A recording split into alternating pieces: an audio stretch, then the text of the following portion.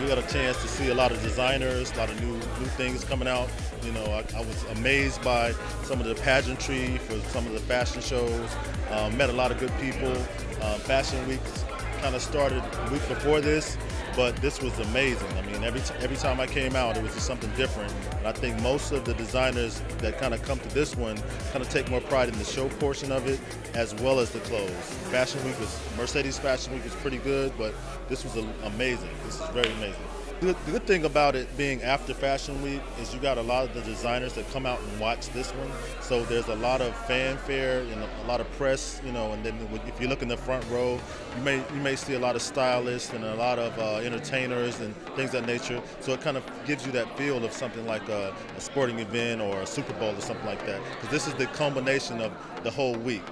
My crew of people, Amina Benjamin, William Michael Reed, you know, we kind of work the event, so we got an opportunity to see the behind-the-scenes portion of some of this with the castings and the designers. Got a chance to see them up close and personal. So, you know, it gave us an opportunity to see how much work they put into it and how serious they were about the presentation of it. Most of the designers came from overseas.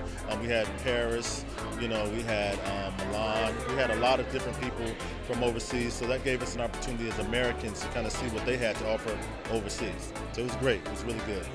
I'm being kind of fresh to this as well. I got a chance to work with some of the veterans like Amina Benjamin, and she kind of showed me the ropes. But now, you know, I'm loving it, and I can't wait for next year. William Michael Reed is one of the unsung heroes of this whole weekend.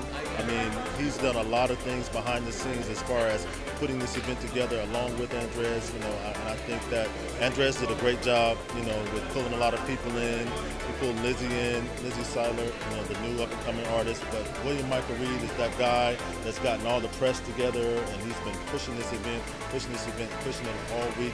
And he doesn't like to do a lot of interviews, but I hope you guys get a chance, the opportunity to really talk with him, so he can kind of show you guys, you know, a little more insight of where this event comes, because he's kind of been with this event since it started, and he's the guy that brought all the press out here, and he's the one that gets everybody going. And as you can see, when he comes in the room, he's got a big, strong presence that gets everybody in place.